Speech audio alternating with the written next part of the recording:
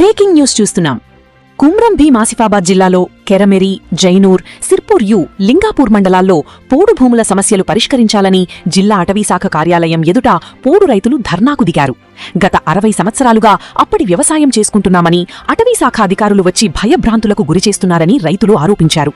Asifabad MLA khoa Lakshmi రైతులకు మద్దతునిచ్చారు. జిల్లాలో forest అధికారులు గ్రామాల్లో ఉన్న పోడు రైతులను ఇబ్బందులకు గురిచేస్తున్నారని ఎమ్మెల్యే కోవా లక్ష్మి ఆరోపించారు. రైతులతో కలిసి జిల్లా అటవీశాఖ అధికారి కార్యాలయం ఎదుట బైఠాయించారు.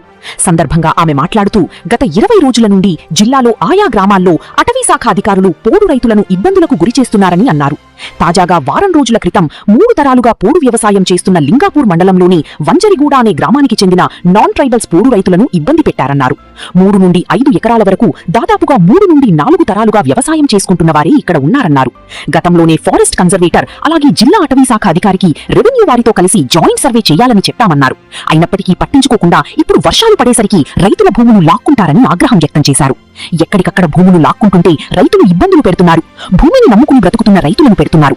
కేంద్ర రాష్ట్ర ప్రభుత్వాలు ఈ పోడు రైతులను కేవలం ఓట్ల కోసం వాడుకుంటున్నారా అని ప్రశ్నించారు. తాతలు తండ్రుల నుండి కాస్తు చేస్తున్న భూములను ఫారెస్ట్ భూములంటూ లాక్కోవడం ఎంతవరకు సమంజసమన్నారు. రోజుల నుంచి ఫారెస్ట్ అధికారులు ఆసిఫాబాద్ నియోజకవర్గంలో అంతటా కూడా జిల్లా వ్యాప్తంగా కూడా ఏదైతే కుమ్రం భీం జిల్లా వ్యాప్తంగా కూడా ఫారెస్ట్ అధికారులందరూ కూడా దౌర్జన్యంగా ఈరోజు ఏదైతే మన గ్రామాలలో వాస్తవంగా మొన్న చూస్తే మొన్న ఒక వారం 10 రోజుల కింద ఏదైతే లింగాపూర్ మండలంలో అక్కడ బంజరుగూడ అని ఉంటది. బంజరుగూడ అనేది దాదాపు మాకు కూడా తెలియదు, తాతల తండ్రుల నుంచి వాళ్ళు దాదాపు 3-4 తరాలు కూడా అక్కడ వాళ్ళంతా కూడా అక్కడే ఉండి మా ట్రైబల్స్ తో పాటు వాళ్ళంతా కూడా నాన్ ట్రైబల్స్ అంతా కూడా ఎస్సీ బీసీ మైనారిటీస్ అందరూ కూడా మాతోనే జీవిస్తున్నారు. వాస్తవంగా వాళ్ళంతా కూడా మాతోనే జీవిస్తూ వాళ్ళ తాతల తండ్రుల నుంచి ఇప్పుడు కాదు, ఇప్పుడు నాకు కూడా ఒక 50 సంవత్సరాలు ఉన్నాయి, 50 సంవత్సరాలు పైబడి ఉన్నాయి. కానీ ఇప్పటి వరకు కూడా కనీసం మేము ఇప్పటివరకు చూడలేదు.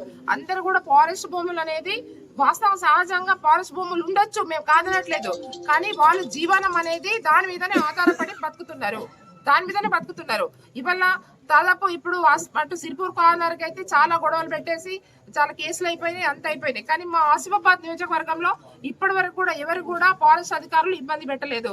ఎందుకంటే ఇవాళ నాన్ ట్రైబల్స్ కావచ్చు, ట్రైబల్స్ కావచ్చు, ఇవాళ ఎస్సీలు బీసీలు కావచ్చు, అందరు కూడా ఎవరికి కూడా వాళ్ళకి 5 ఎకరాల పైన లేదు.